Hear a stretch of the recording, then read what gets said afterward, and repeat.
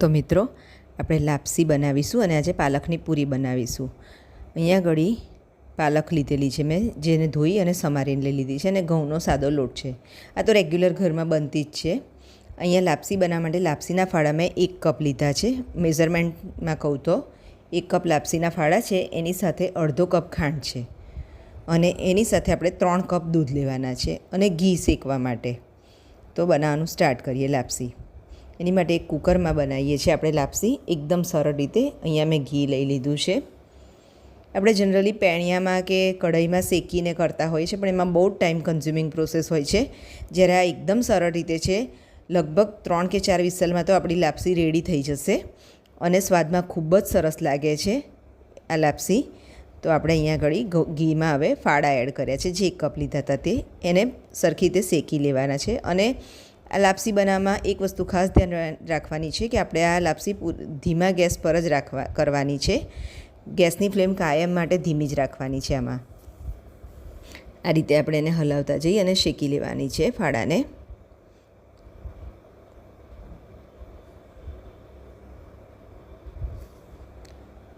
ફાળાને થોડી થોડી વાર આપણે હલાયા કરવાનું છે. તમે જોઈ શકો છો કે કલર હજુ ચેન્જ નથી થયો.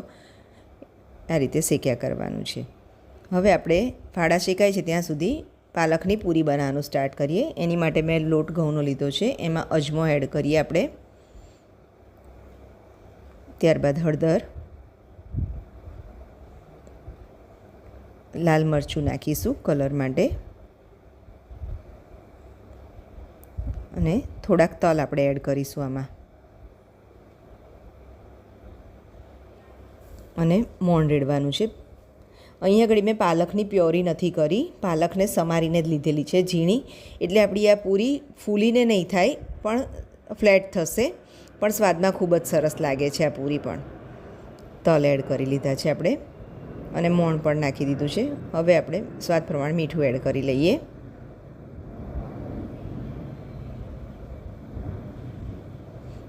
હવે આપણે જે પાલક છે તે અંદર એડ કરી લઈએ છીએ, અને પૂરી જેવો એનો આપણે કઠણ લોટ બાંધી લેવાનો છે. એકદમ હલાવીને બધું મિક્સ કર્યા પછી કઠણ પૂરી જેવો લોટ બાંધી લેવાનો છે. આ પૂરી તો કંઈ એવી અઘરી નથી, એકદમ સરળ છે પૂરી તો. પણ મને થયું કે લાપસીની જોડે શું બનાવીએ તો સારું લાગે, તો મેં લાપસીની સાથે પછી એટલે આ પૂરી બનાવવાનું નક્કી કર્યું છે. મિત્રો, આપણી લાપસી તમે જોઈ શકો છો કે શેકાઈ રહી છે. હજુ પણ એ શેકાવા દેવાની છે, એટલે એને ધીમા ગેસ પર થવા જ દઈશું. ત્યાં સુધી આપણે પૂરીનો લોટ બાંધી લઈએ.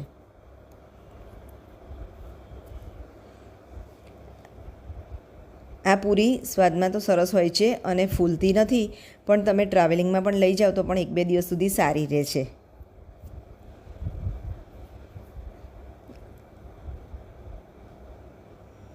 લાપસી આપણી શેકાઈ રહી છે. આપણો લોટ પણ બંધાઈને હવે રેડી છે. આપણે એને હવે તેલથી મસળી લઈશું, ગ્રીસ કરી લઈને. આ રીતે આપણે એને મસળી લેવાનો છે. તમે જોઈ શકો છો મિત્રો, આપણો લોટ એકદમ રેડી છે, બંધાઈને કઠણ કણક બંધાઈ છે આપણી. હવે આપણે એને હમણાં રેસ્ટ આપીએ થોડી વાર, અડધો કલાક. હવે આપણી લાપસી શેકાઈ રહી હોય એવું લાગી રહ્યું છે આપણને. ધીમી ફ્લેમ છે એટલે શેકાતા તો સમય લાગશે જ. હવે તમે જોઈ શકો છો કે શેકાઈ ગઈ છે. તો હવે આપણે એમાં 3 કપ દૂધ એડ કરી દઈશું. મેઝરમેન્ટથી લઈને કરીએ છીએ આપણે, કે કોઈને પણ બનાવી હોય તો બહુ સરળતા રહે છે બનાવવામાં, અને કુકરમાં એટલે એકદમ જલ્દી થઈ જાય છે, અને સાથે સાથે સ્વાદમાં પણ એટલી જ સરસ લાગે છે.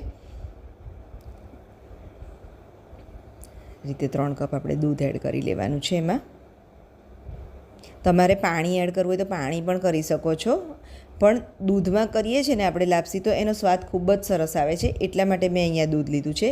જેને દૂધ ના લેવું હોય દૂધની જગ્યાએ પાણી પણ લઈ શકે છે.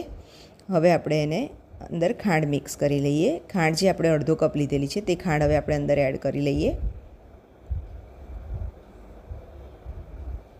અને હવે આપણે એને પ્રોપર હલાવી અને કુકરનું ઢાંકણ બંધ કરી લઈએ, મિક્સ થઈ જાય એટલે. આપણે કુકરનું ઢાંકણ બંધ કરી અને લગભગ 4 વિસલ વાગવા દેવાની છે. 4 વિસલ વાગશે એટલે આપણી લાપસી રેડી થઈ જશે. હવે આ બાજુ આપણે પૂરી વણી લીધી છે અને એને તળી લઈએ છીએ. 4 વિસલ આપણી વાગી રહી છે ત્યાં સુધી આપણે પૂરી રેડી કરી લઈએ. આ પૂરી ફૂલતી નથી એટલે બહુ પેલી લોચા પડતી કે ઓઇલી એવી નથી થતી. એના લીધે આપણને ટ્રાવેલિંગમાં કે કોઈ પણ જગ્યાએ નાસ્તા માટે લઈ ગયા હોય તો બહુ જ સરસ લાગે છે સ્વાદમાં.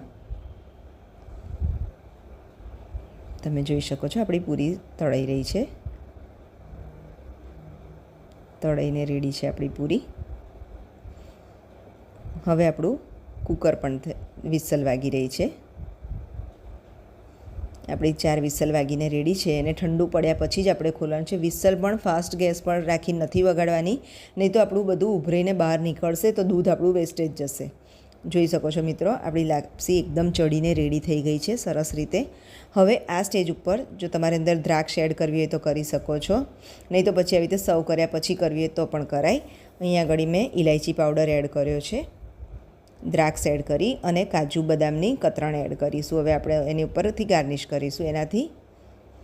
તો મિત્રો આપણી લાપસી એકદમ રેડી છે સર્વ કરીને અને સ્વાદમાં ખૂબ જ સરસ લાગે છે. તો તમે પણ તમારા ઘરે ચોક્કસથી ટ્રાય કરજો પૂરી અને લાપસી.